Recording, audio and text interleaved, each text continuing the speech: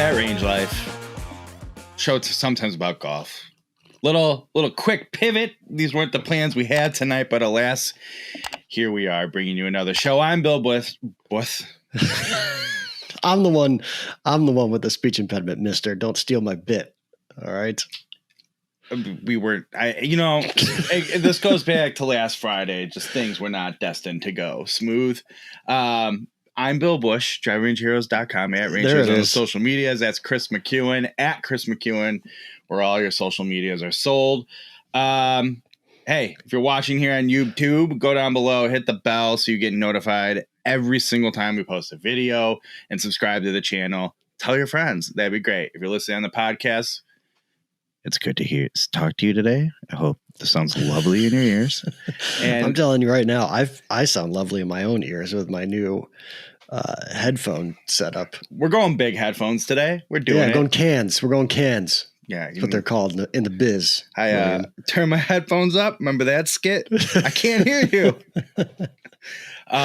We're in the big headphones. But if you're listening to the podcast, do all the subscribe things, tell your friends, review, rate, all that stuff. Yeah, and for those that are just finding the show, thanks for. I mean, again, we've hit a speed pocket on YouTube, and it seems we're starting to catch on in the podcast verse, which is cool. Ooh. So thanks everybody out there for turning us on for 45 minutes to an hour every week. One of the things I appreciate when we do this in podcast form, and remember it's like when you only know the YouTube form, you feel this pressure to sort of like always look at the camera, can't be distracted and multitask. Whereas if you're doing it in a podcast, they have no clue. Right. They don't know. Right. And I feel like the YouTube is just a glance into what's really happening, not like on camera performance kind of a deal. And then when you throw the cans on, it just takes it to a whole nother level. This is really true. This has become a broadcast production out of my basement. I know. I wish I could do I need to get like this set up, like the mic properly loaded, which I guess we could do, but we could get the old mic stands out. Yeah, but that's true. We can't go back. I feel like we can't go back. A bunch of mic noise on the podcast. Sorry, everybody. But we're not really sorry. This is part of what we deliver to golf media. All right. You can only get this shit here is all I'm saying. Right. Right. What's going on? We're pivoting. I don't know. I have, it was funny. You sent me a text. Kind of funny. Part of it was like, the way that you delivered, and this is a text tone thing, probably the way that you delivered the text was a quick 15 or 30 minute show. I've got this, and this. That's it. I'm like, well, what about what I might have, Bill? Well, I have something to contribute to the show. Do you ever think about that? They were just ideas, figuring the show we were supposed to do fell apart literally minutes before we were supposed to do it. And so what I was saying, if you don't feel like doing a full-fledged show tonight, I'm okay. And given my brain has felt like it's going to explode for the last 4 days. I offered you the night off. Well, I offered you the week off. I don't do that. And I know, but that's stupid. That's an egotistical and tough guy thing. Oh, that's what it is. Then what's the other reason? Why would you do it? If you're not feeling good, then sit out a week, man. It's not the end of the world. Because it's fun to do it. It's fun to do it. All right. What else do I have to do? Rest. That's what you have to do. How well does that go with me? I'm known for my resting. I just sit around and rest. But anyway, here we are. So we got a show. Anyways, but I mean, it's funny though, because maybe you didn't watch on Sunday.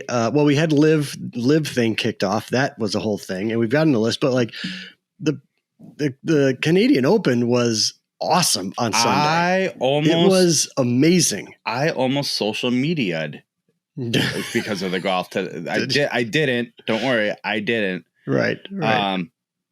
But this past Sunday was the most golf coverage I have watched in a long time. And in addition to a phenomenal Canadian Open, the Curtis Cup.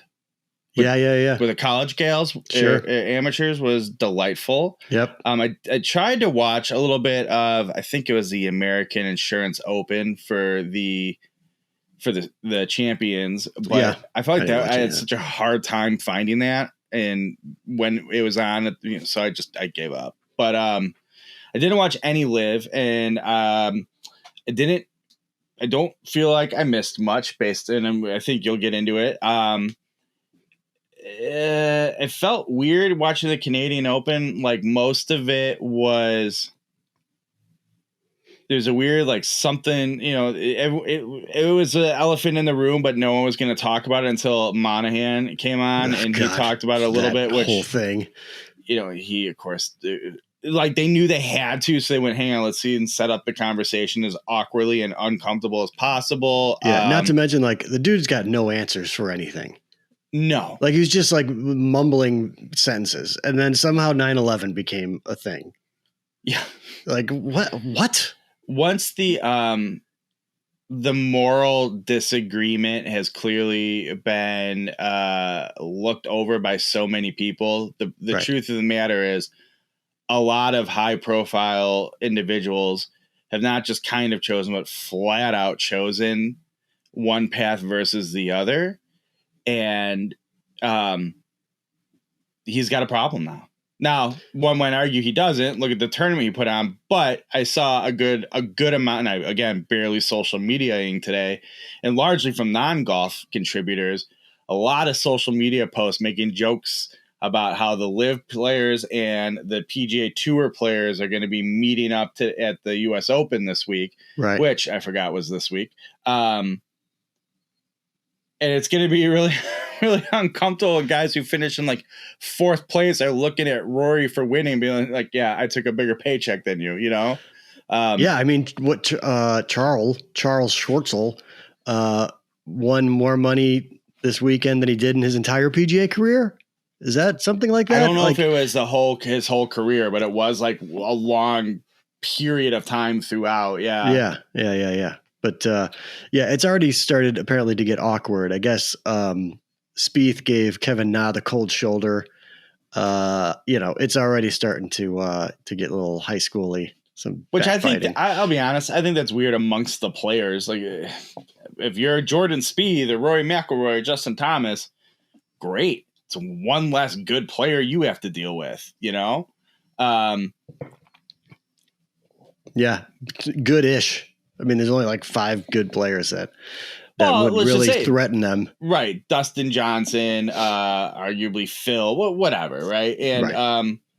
Now Pat Reed and DeChambeau. I forgot who sent it to me or where. I got a good 3 kind of funny takes on how it went articles today, and one of them was some guy watching the whole coverage and just how bad the LIV coverage was. And then they were talking about how basically they were really leaning on every shot that could be worth insert so many US dollars. Oh yeah. They did a lot of that. Yeah. Then they were talking about the next 3 who've committed to come, and but they had like nothing to say about them. And the guy's like, so they're starting to say so-and-so and so-and-so and Patrick Reed. He's like, please don't say the fans. Please don't say the fans. Please don't say the fans. And the fans love Patrick Reed. It's like these are the crutches they're leaning on. All right, cool. Yeah, but it's so I watched some on Friday. It was interesting, I guess. Everybody tuned in on Friday to see this thing. Like the streaming viewers or whatever was like 90,000 or something at the highest point. And then on Saturday, like it fell off a cliff. Right. Which I didn't watch any of it on Saturday either. Or Thursday, it was at 90. And then Friday it fell off a cliff and no one was watching anymore because everyone just turned in to see the circus kind of. So the good thing of it, which we've talked about probably before, but the fact that they don't have any sponsors kind of works in their favor because you see a billion golf shots. Right. It's just golf shot after golf shot after golf shot. I mean, it's forever. There's just all you're doing is watching golf shots, which is cool. But then the other thing is, at the end of the day, it's just another kind of blah golf tournament, quote unquote tournament, because it's not even really a tournament. But it wasn't much to watch. Like no one played that great. It wasn't a great golf course. The broadcast was just like every other golf broadcast. Nothing new or different about that. I guess the scoreboard on the left side of the screen was something different. I don't know. That's a good way there was some kind of ding something that kept happening all the time. I don't know. Yeah, every time like a score changed or something, like you get a ding and you're like, oh my God, please stop. Please stop the ding. Yeah. It's interesting. So the score thing, they're like, oh, shotgun starts, and they said the problem with that is there's no like buzz what's happening on a court. Hey, around the 12th hole, this seems to keep happening, or there's no like forward buzz because everybody starts and finishes at the same time, and you really have like even the players, for them, it's like, I have no idea really what's going on around the course. Right. Which I went, oh, I never thought of that, but yeah, that takes out some of the entertainment value. It is true. I never really thought about it, but yeah, I mean, so the thing, they did have like a holes left count. So you knew kind of where everyone was, like holes left to be played or something. But yeah, like if you think if they did a shotgun start at Augusta and, there's a player that starts their day on the back nine and they play 10, 11, 12, they play amen corner early. And now someone that's competing is playing it late. I don't know. It seems like, that would be it's a little strange. I never really gave that any thought, but yeah. The other one I caught was that it was something like no one in the field had a birdie it was something like, that's what I mean. It was just boring like golf, 8 holes. And then, the majority of the field, like just flat out wasn't playing well. So, hey, great. This guy gave $80 bajillion to show up and he shot, I think Poulter was like +7 on day one. That's right. Which get me wrong, he's capable of doing on the PGA Tour and has done plenty. And that's the benefit for those guys is that they still get a big fat check, even if they like what Andy Ogletree shot like a 24 over for the tournament. But he still made $120,000 for 3 days. You think we could have shot pretty good? Do you think, assuming we were on like a pretty good version of our game, do you think we could have shot 24 over? 24. You could have. You can play 8 over golf 3 days in a row. On the Saudi tour, at least. That's 3 really good rounds for me. I mean, that's an 80. That's 80 3 days in a row. I'll take it back. Once you pointed out, and actually did the math and divided over 3 rounds, I'm like, no, not it. I wouldn't even. It's not something like even jokingly, right. That's still pretty good. And 285,000. I can tell you what I can do. Tell you what I can do. I can finish in last. Well played. I can definitely finish last and take that $120,000 and pay off all my children's school debt and call it a day. Call it a damn good weekend. Thank you very much. You know what else we can do with cans mode today? You can do this one, where you're like, oh, you just got to check the sound. We do this. Where they're like upside down, right? You don't put them over your head. Just got to check some time. I'm going to have to wear them like that when I wear a bucket hat on the show because it's not going to fit on my head. Right. There you go. Do a whole show like this. You look like the girl from 16 Candles trying to drink out of a water fountain. What a great film. Mm-hmm. A lot of laying around watching stuff today. 16 Candles, Breakfast Club, all of them were on, and it was fantastic. Now I slept through most of them, so I mean it's good television watch. That's a good day. Sleeping through those. Wake up, catch a couple jokes, fade off again. That's what I was doing. Right. So anyways, Sunday, and then, I mean, there's an interesting thing real quick about the live about Charles Schwartzel winning, right? So if you're a guy on the PGA Tour, let's say you're a middle of the pack guy, I don't know, trying to think of someone that's like that of a name, but like you finished Corey Connors. Maybe you finished top 20 a couple times a year, top 30 consistently. Kevin Na is kind of a perfect example, but you see a guy like Charles Schwartzel win $5 million, right? In a 3-day tournament. Like, isn't that even more incentive to be like, I want to go over there?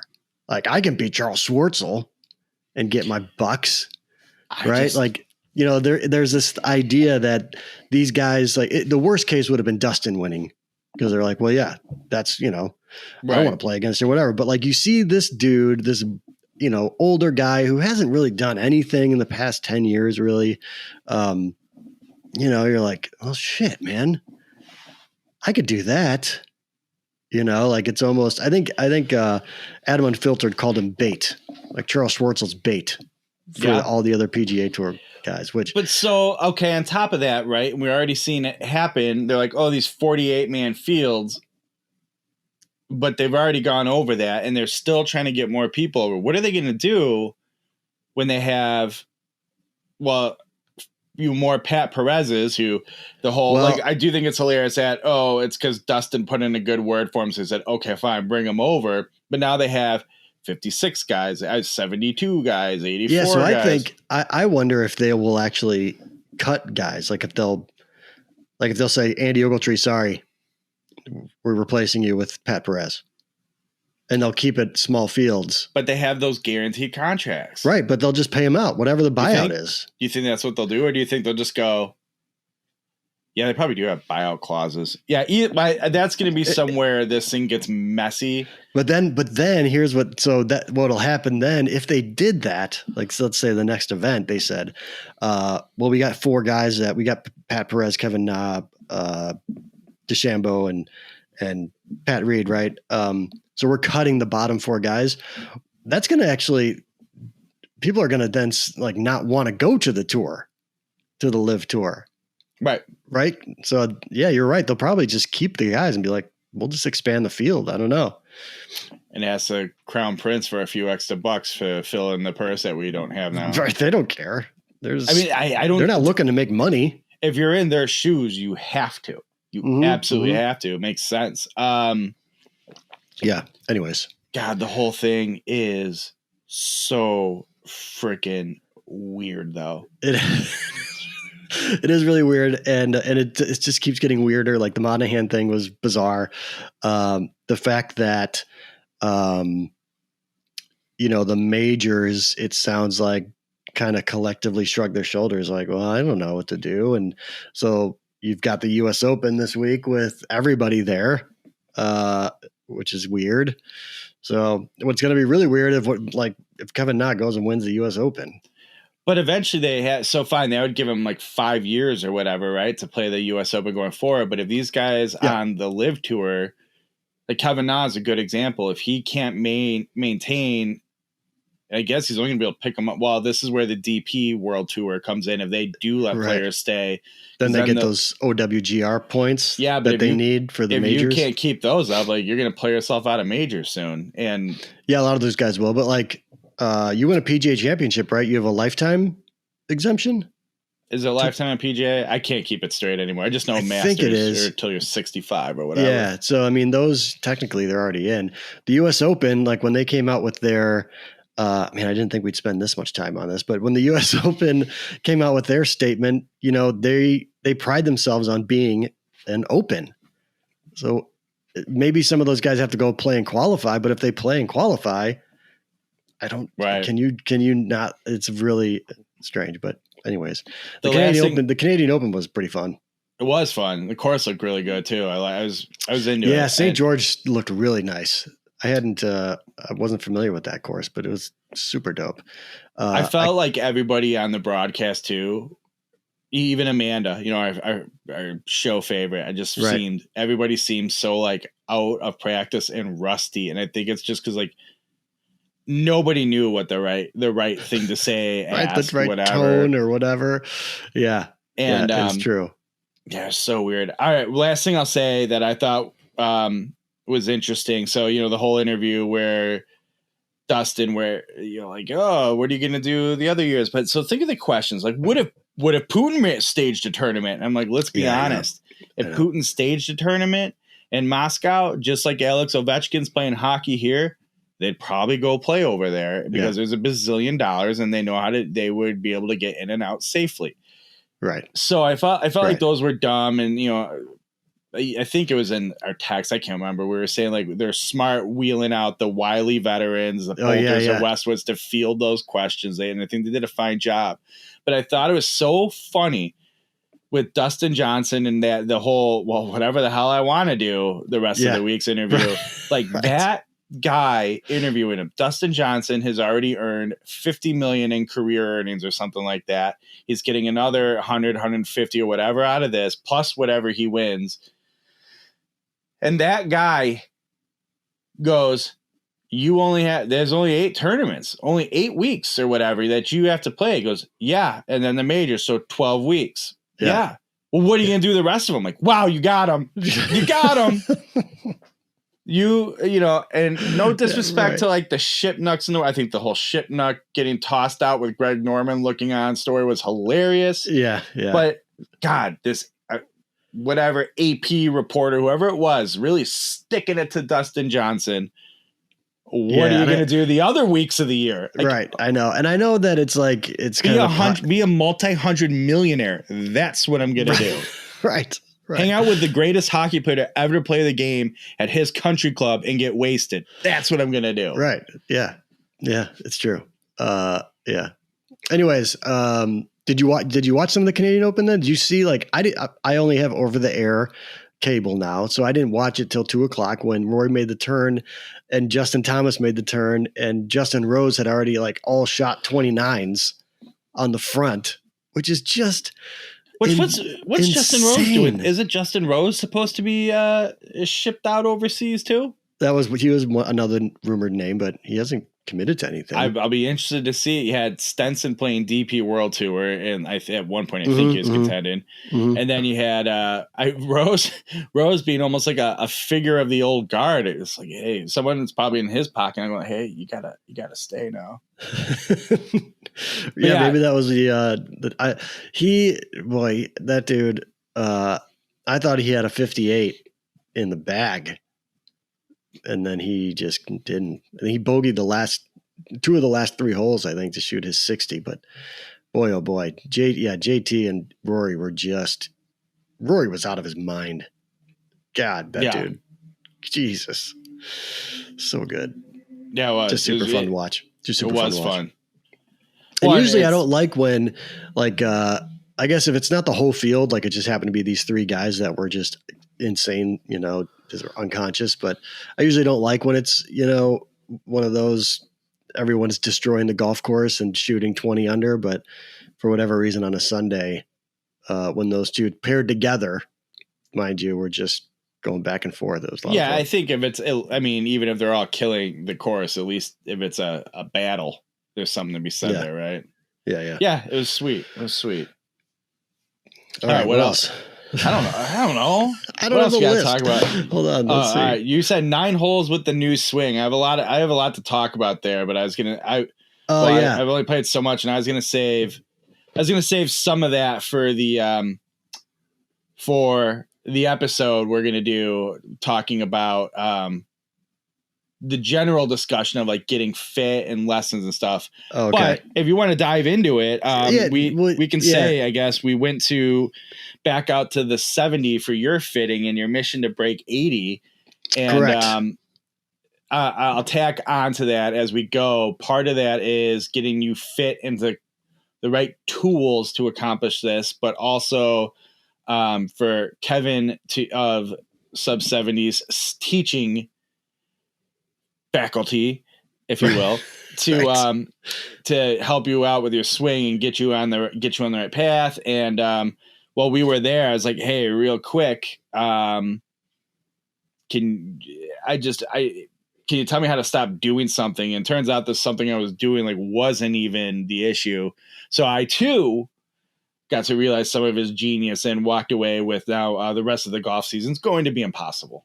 So I have that to look forward to. Right. Yeah. It's really interesting. As someone who I've never taken a lesson in my life. So that part of it was interesting, but yeah, for those, when we say subscribe, hit the bell, we've got a good one coming, yet another Sub 70 special where I get fit and I take a lesson. But so anyways, we won't go into what, the lesson necessarily was or what the new swing thought or whatever it was. But I just took it out for the first time. By the way, you couldn't golf with me on Saturday for good reason. I don't want you to get defensive or anything. I understand you couldn't golf and it was fine.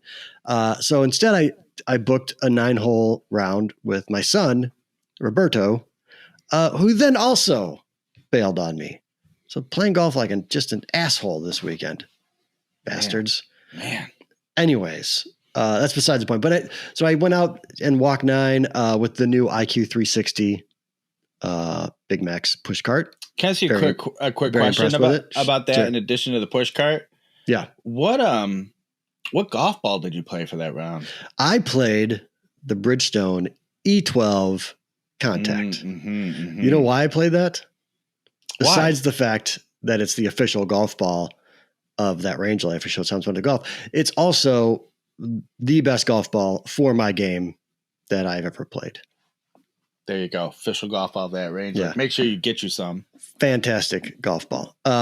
Great question, William.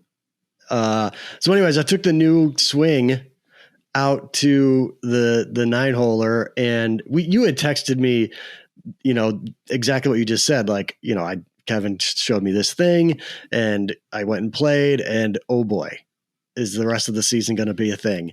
Yeah. And it's funny how I walked out of the 70 feeling good, feeling purposeful. Like I've got this swing flaw and I know how to fix it. It's a very simple fix, quote unquote, simple fix.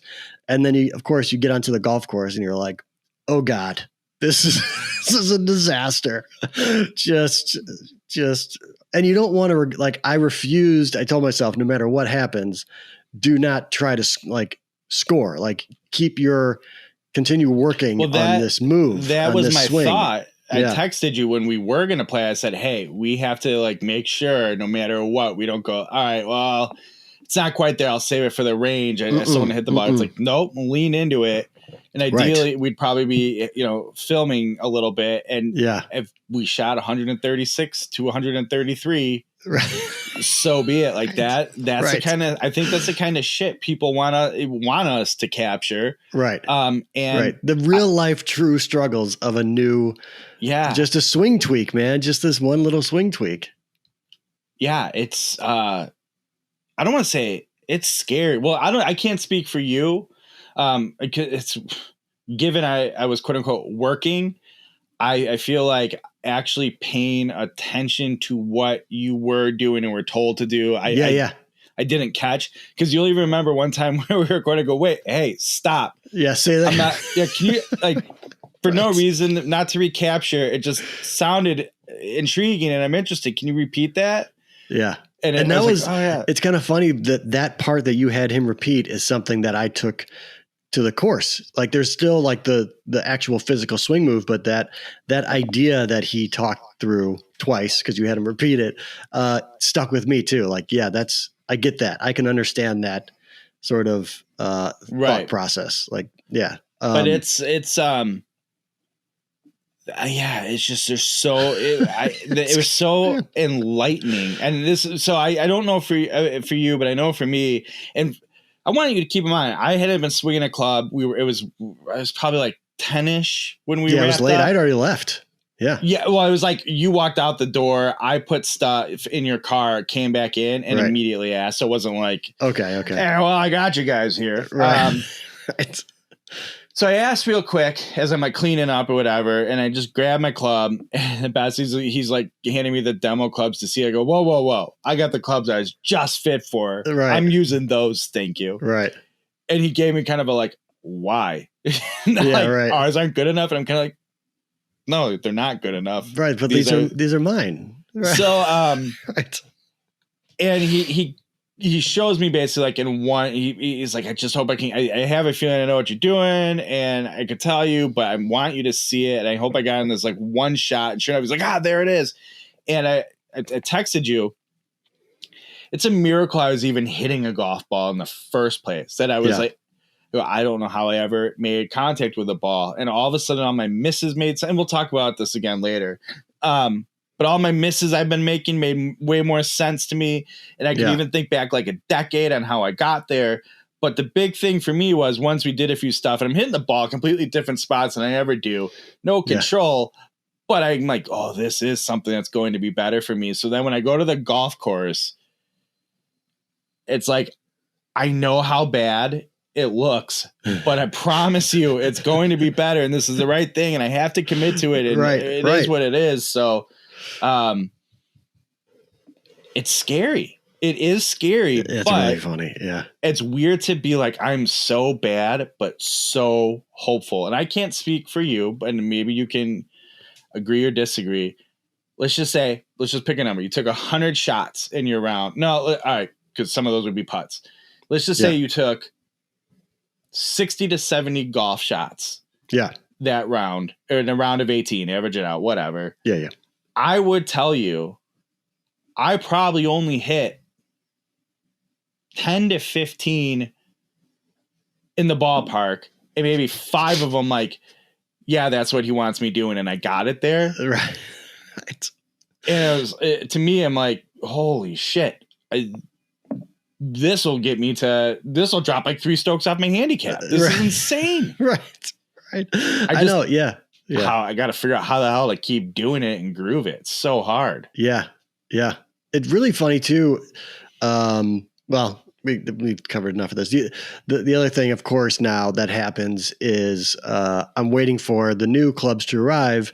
And in the meantime, the irons that I've played with now for 3 years and I've really enjoyed, I think are the worst. I was going to save that also for our fitting episode where we reflect on what the fitting process is like and getting fit, which I think we should do. But same thing. And I think I was fortunate. I just golf didn't work into my schedule at all while I was waiting for my clubs. Yeah. Because I think about, years of playing my beautiful Mura CB57s. I have Nippon Tour Modus 130s in them. Like, they are as good of a forged cavity back blade iron as you're going to get. They are an absolute privilege to golf with. Jason Hyland has even said, don't play our irons, just play these on numerous occasions. So perfectly good. I go to that fitting, I have my eyes open, and I'm seeing better shots, better control, tighter dispersion, all the things you want to see. And this is without the lesson component. Right. And I'm going, well, I hate these clubs. Right. I don't even want to swing a golf club with these. I would say I didn't want to go to the range, you know, after the session. I don't like why would I want to hit those clubs? They're trash. They don't do me any good. That's it. It's not that I can't golf with them. It's they're trash. Yeah. Right. They're not, but no, of course not. They're perfectly fine. They're really good. But it's almost like no, they're not those. They're not the ones that were, they just have exactly for me. They just have like a scarlet letter to them. Well, here, if it makes you feel any better, mine were made exactly for me, and I still felt that way. My old ones, right? And I still felt that way. It's just you're like, oh, you're tainted and dirty. I just no. Right. It's so weird. Yeah, it's true. Anyways, so that was the 9 holes with the new swing. That was it. It was good though. You had fun, and where did you have enough to have promise? Like you're like, oh yeah, for sure. Like, well, here's the thing. Like, you saw at the simulator at the 70, my ball flight, right? Big right to left, hooking often, and Kevin was trying to fix this big bend. I actually was too much inside to out, which is interesting, right? That's kind of not usually what the issue is, but that was my issue. And so I was hitting these big right to left kind of hooky things. And now, like one of my biggest problems with my irons now playing these 9 holes is that my ball goes straight. Yep. Right. And so I have to remember like alignment and all that kind of stuff. Like my ball is going to go straight because I'm doing this thing that he told me to do. And it's different. Like it's going to take a while. It's going to take a minute. So yeah, but no, there was a lot of promise. The irons were so good. like that was not so good. I shouldn't say that. I was still hooking a lot of stuff because I was still trying to get that groove or whatever, that swinging. But yeah, lots of promise for sure. For sure. Every time I'd hit a bad ball, though, I was like, no, these aren't even these irons. They're not the right clubs for me. Not the right tool. Swing as was Jason fine. said, they're not the right tool. Swing was fine. Right. It was a club. Right. Absolutely. I can't. So shows me this with my irons. I think I maybe took 6 swings and he shows it to me. Then it's like hit. I don't know how many, but basically I wasn't even trying to hit a good shot. It was like get the feel, basically just hit it square, to be honest with you. Right. And work the rest out later because I knew I could. And I'm like, wow, this all makes sense. And then as I'm like finishing packing up, I go put my iron away. Jason and Kevin are like milling about, chit-chatting like they do. Mm-hmm. And it dawns on me, I go, wait a minute. I got to do that with a driver, a fairway wood, a hybrid. Yeah. And so I go, hey, real quick. I didn't even put a ball on a tee. I just it was down on the ground. I just set my driver next to it. I go, look at this, blah, blah, blah, blah, blah. He goes, nope, same thing. Change this. Yeah. I'm like, all right, got it. So that was even another thing going out to the course, like, oh, my driver does this now? Okay. I know I didn't do that. And so I will have to go to the range and work on those clubs. Driver, 3-wood, hybrid, just to make sure. Hybrid will be pretty close to the irons, obviously, but the other two. That's what I thought. Yeah, no, not so much. I don't know what it is, but for whatever reason, after making this change, driver went surprisingly easy, but not quite there. But it was like, okay, that wasn't bad. 3-wood, for some reason, that one just seemed to adapt the most. Interesting. Bar none, the most difficult time I'm having in the bag and getting adjusted to the swing change is in the hybrid. Huh. So can't figure that out. But it's been, and I'm sure your experience will be exactly the same because that's how golf works for everybody. Right. Just an interesting observation I had. Yeah. All right. So we mentioned here that it is the U.S. Open as of today, as this thing drops. Yes. U.S. Open has begun. Uh-huh. And I was gonna tie this in again with a giveaway, but I want to do the giveaways differently. But we already mentioned, like, coming up here, we're gonna give away this Arccos Caddy link along with all of the, what do we call them, William? God, I forgot. We called them nubs at one point. We call them nubs. Dongles, and then I think we eventually settled on. They probably do call them sensors. Yeah, they are technically sensors. I like nubs. Yeah. We're going to give away this Arccos Caddy link.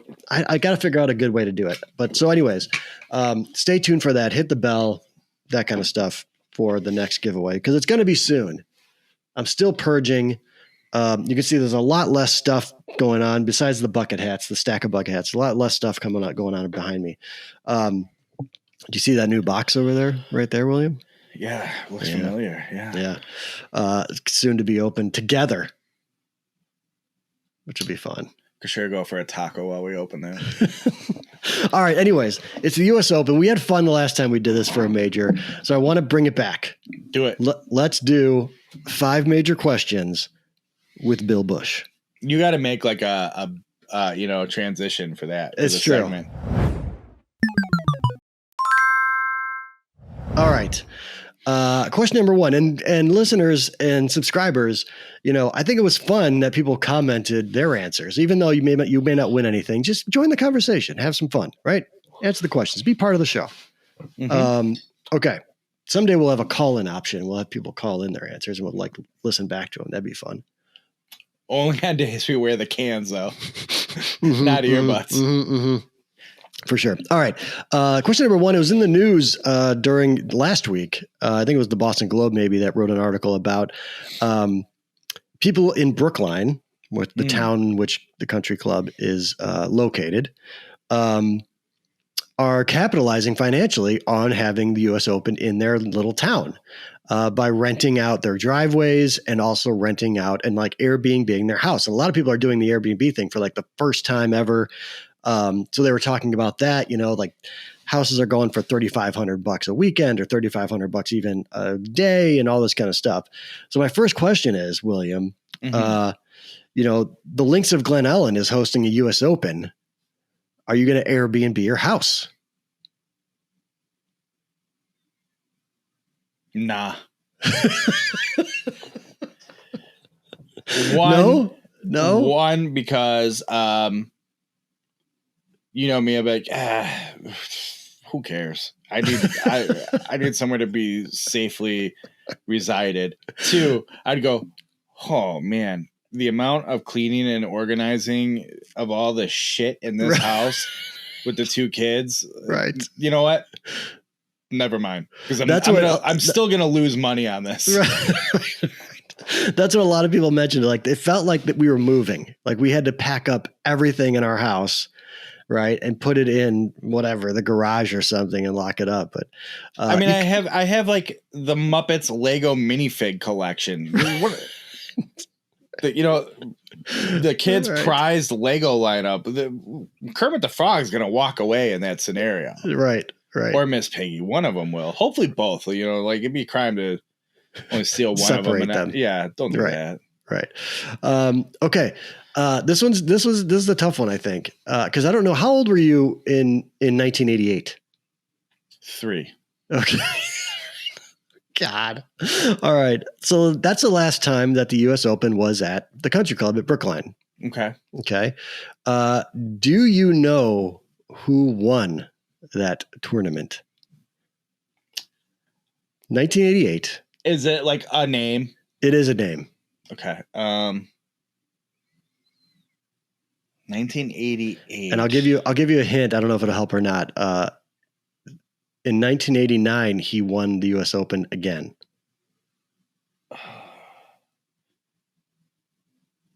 Not Nicholas 86 of the Masters. He was winning back-to-back majors in that era.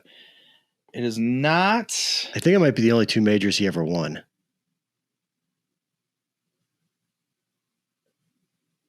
It's not. It's going to be someone like Lee Jansen. It's kind of. I'll give it to you. Otherwise, we'll be here forever. I can't think of his name. Go. Curtis Strange. Yes. Yeah. Oh, kind of a name, right? Like, it's a name. Curtis Strange. Curtis Strange. He beat Nick Faldo in a playoff, at an 18-hole playoff to win in 1988. Faldo crossed my mind too, but yeah, Curtis, it was coming to me. I started getting all the Ray Floyd. Yeah. And then the next year he won again at Oak Hill in New York. I don't know anything about him. I could be sadly disappointed, but I hear, by all accounts, Curtis Strange is an absolute dude. Is he? Supposedly. Yeah. I mean, supposedly, right? Yeah. I could see that. I don't see why not. This is a question, I think, today, actually, at the press conference. I don't believe they asked Phil this one. They asked other golfers. Did Phil do a presser? Oh, my God, yes. Did you watch it? It was brutal. No, I watched it. I actually had to do real work today. Well, I mean, at any point. I did watch it. It's awful. It's brutal. I love too. He's showing up to Saudi Arabia, to England for the live event, and then to this, doing this whole dark shadow, overgrown black night mystery, dyed beard. Oh man, Phil, we all think you're like Darth Vader now. You're just a rich dork that's annoying. That's what you are, Phil. Right. Anyways, this was asked today just to a couple of players. And I thought it was pretty fun. Can you spell Ouimet? Like Francis Ouimet? Right. Oh, that's right. That was at Brookline, wasn't it? That's where Francis Ouimet walked across the street as an amateur in 1913, something like that, and won himself a U.S. Open. Okay. O-U-I. Say O-U-I-M-E-T-T-E. Oh, you're close. No T-T-E, just O-U-I-M-E-T. Oh, yeah, it is. God damn it. You did better than some of the pros. I can't remember who it was. Billy Horschel or something was W. You would think just from the friggin' Shia LaBeouf vehicle. Right, from the movie. Right, yeah. God, that movie's so good. I'm going to watch that this week. Yeah, that is a good movie. I should also do the same. Well done, though. You're close. You're close. I thought you had it. I would think just for my vintage golf nerddom, I should have had that. Right. All right, number 4. ladies and gentlemen, we're playing 5 major questions with Bill Bush. This is question number 4. Traditionally, the U.S. Open is the hardest setup of a major of all the majors every year. So what does the winner shoot over 4 days? This year? Yeah. What is your prediction?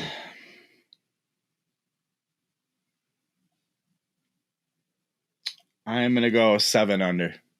All right. Yeah. That's a good over-under. That's pretty good. It's pretty good. Someone could have themselves a day, right, or a round, and get to 4 under, and then kind of whittle their way to 8 under. What's the last U.S. Open we saw where somebody was over par to win, and the whole field wasn't even sniffing at it, right? Unless it's Rory going 20 under like a maniac the one year, or Tiger doing it. But even then, right. But those are PGA Championships. Those weren't even U.S. Opens. Right. So I think even in the U.S. Open in the last handful of years, it's been they're sort of like, oh, that's not what anybody expected. Okay. Yeah.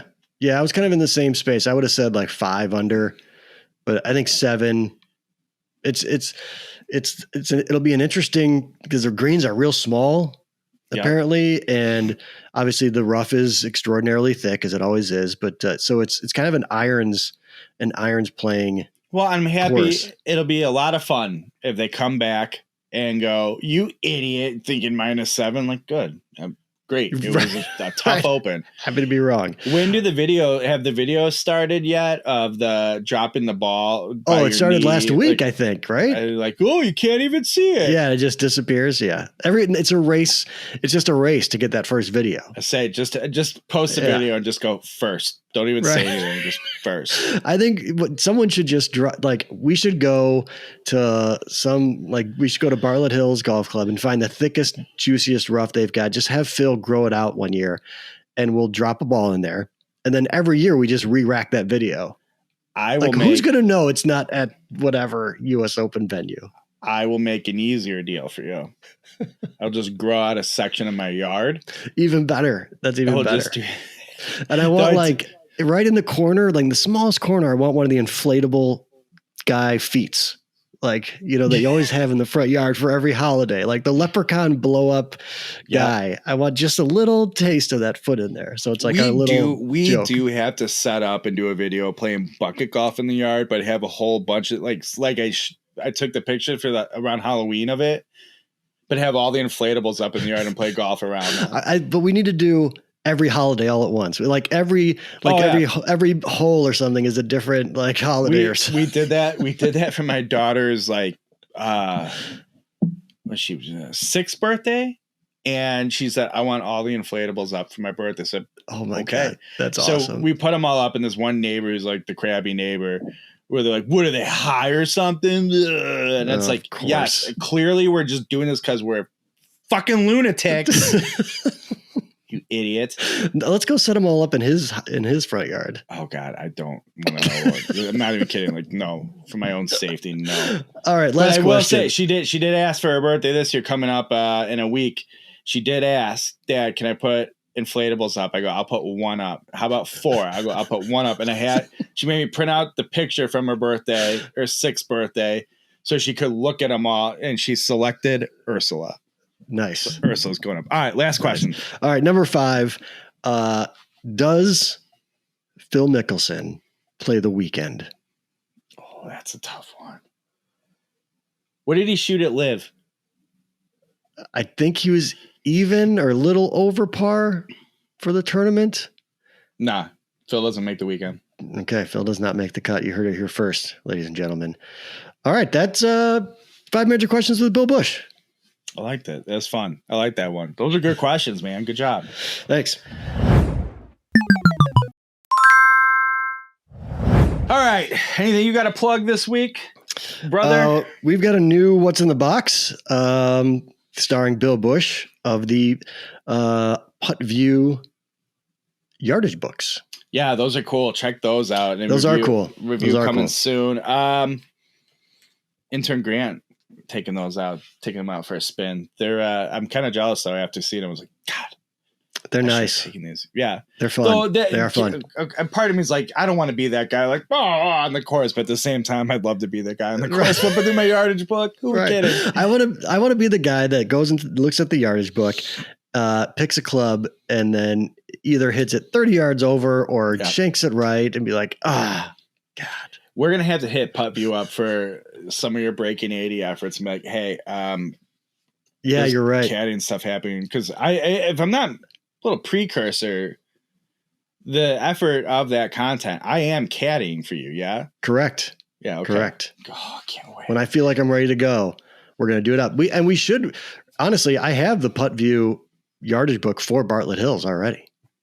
Well, then we're sad because that's realistically we're going to be allowed to act like an asshole and do this. Right. Exactly. The problem is, though, the breaking 80 went to the breaking 80. Shit. We're both in breaking 80 challenge territory with this. Right. But should we caddy for each other? Like, you carry my bag, I'll carry your bag. I can argue I've done it before. So no, we got to get it for you. We got to get you in there. We got to do it. All right. And then we'll have, mental breakdowns about where we go from there. All right. Yeah, that's what we'll do. Okay. All right. What do you have on the website on drivingrangeheroes.com? You may check out our review of the Bridgestone Tour B RXS golf ball. Speaking of, intern Grant did a review on those with his more moderate swing speed. So good fit for him. He checked them out. And then, you might want to head over to Adele releasing the new SMS irons. Right now, today. Thursday. Is it Thursday? Right? Yeah, sure. I thought it was the 13th, but what do I know? I can't. Dude, I can't remember. No, it's not the 13th. Anyways, this week they're out. They're out. Check Adele that out. irons, SMS irons. They're super cool. And then I was going to write some repurpose the Father's Day blog from last year. And then I went, my Father's Day last year did not go as anticipated. That's right. So just a brief, well, that was something reflection on that. And, if maybe you're watching this Father's Day weekend, happy Father's Day to everybody. Yes. And, yes. Hey, go play some golf. Go ahead or don't go play some golf. All right. Do nothing. Guy. Do whatever you want. Do whatever you want. You want to work on the flagstone in your yard? Do that. Right. You want to smoke some meats? Do that. You want to sit and watch the Live Tour? Do that. All right. All right, Chris. Good job with the 5 questions. It was fun. Can't wait for next show. Really looking forward to it. That's Chris McEwen at Chris McEwen on the social medias. I'm Bill Bush, drivingrangeheroes.com. This has been another episode of That Range Life. We enjoyed hanging out with you, and we look forward to the next show. We'll see you next time.